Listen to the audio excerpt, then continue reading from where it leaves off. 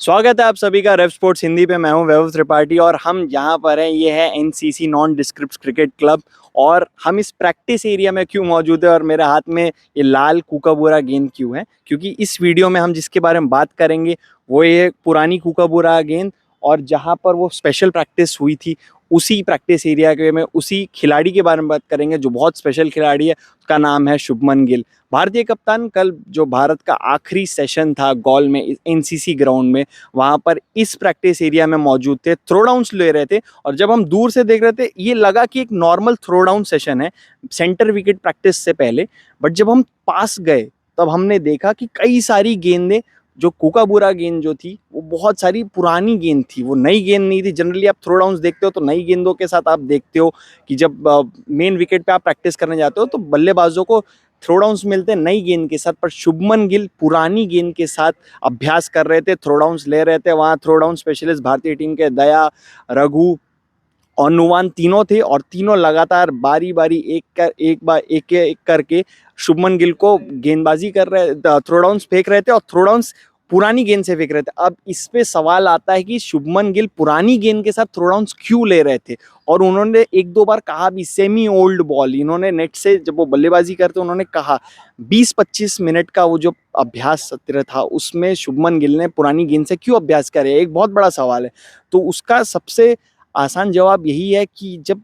जो भी आप टेस्ट क्रिकेट सब कॉन्टिनेंट कंडीशंस में देखते हो उसमें स्पिन एक बहुत बड़ा रोल तो प्ले करता ही करता है, बट रिवर्स स्विंग बहुत बड़ा फैक्टर होता है। और रिवर्स स्विंग को काउंटर करने के लिए शुभमन गिल की स्पेशल तैयारी इन्हीं प्रैक्टिस विकेट्स पे हुई। यहीं पर शुभमन गिल बल्लेबाजी कर रहे थे और वो 20-25 मिनट में उन्होंने थ्रो डाउन स्पेशलिस्ट को ही क्यों चुना, क्योंकि थ्रो डाउन स्पेशलिस्ट जिस पेस से ऑपरेट करते हैं वो 140-145 के ऊपर की गति से वो डाल रहे थे और लगातार शुभमन गिल को पुरानी गेंद के साथ अभ्यास करा रहे थे, क्योंकि शुभमन गिल चाहते हैं कि वो रिवर्स स्विंग फैक्टर जब भी आए, जब भी वो रिवर्स स्विंग गेम में आए, वो तैयार हो उन कंडीशंस के लिए। क्योंकि सब कॉन्टिनेंट में आउटफील्ड इतनी लश ग्रीन होती नहीं, तो कूकाबूरा की बॉल एक बार पुरानी होने के बाद अगर फास्ट बॉलर इतना स्किलफुल है, जो श्रीलंका के कुछ गेंदबाज हैं जो रिवर्स स्विंग कर सकते हैं, उसको काउंटर करने के लिए शुभमन गिल की वो स्पेशल तैयारी इन्हीं विकेट्स पे चल रही थी। और यहाँ पर वो तैयारी करने के बाद शुभमन गिल फिर नेट्स की तरफ गए जहाँ उन्होंने बहुत ज़्यादा स्पिन खेला,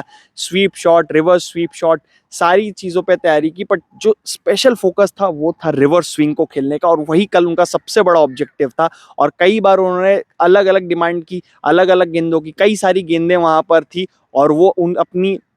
डिमांड बता रहे थे किस गेंदों से उनको, उन्होंने इंस्ट्रक्शन पहले ही पास ऑन कर दिए थे थ्रो डाउन स्पेशलिस्ट को कि किस तरीके से डालना है, किस गेंद का कब इस्तेमाल करना है। ये सारी चीज़ें शुभमन गिल के द्वारा बताई जा चुकी थी थ्रो डाउन स्पेशलिस्ट को और वो सेशन हुआ और उसके बाद ही वो सेंटर विकेट पे गए जहां उन्होंने 40-45 मिनट की लंबी बल्लेबाजी स्पिनर्स के अगेंस्ट की। पर शुभमन गिल का जो ये फोकस प्रैक्टिस सेशन, अगर आप साईराज बातुले का वो प्रेस कॉन्फ्रेंस भी देखेंगे, उन्होंने शुभमन गिल की तैयारियों के बारे में बात की है कि शुभमन गिल कितने पर्टिकुलर अपनी तैयारियों को लेके। और ये जो प्रैक्टिस सेशन उन्होंने किया ये वो एक बार फिर प्रूव कर देता है कि शुभमन गिल क्यों ही इतने बड़े बल्लेबाज माने जाते हैं और क्यों इतना उन्होंने ऑलरेडी अकम्प्लिश कर लिया है, क्योंकि अपनी तैयारियों को लेके बहुत सीरियस रहते हैं और बहुत स्पेसिफिक रहते हैं। ये थी शुभमन गिल के बारे में जानकारी जो उन्होंने रिवर्स स्विंग के अगेंस्ट जो चैलेंज आने वाला है उसके अगेंस्ट उन्होंने प्रिपरेशन के लिए जो यहाँ पर की। और ऐसी ही कहानियों के लिए आप रेव स्पोर्ट्स पे बने रहें और हम आपको लगातार ऐसी खबरें और कहानियाँ आपको देते रहेंगे। धन्यवाद।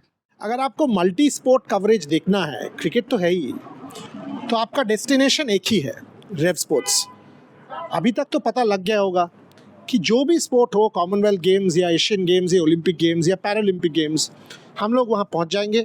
और आप लोगों के लिए multi sport coverage, best multi sport coverage लेकर आएंगे।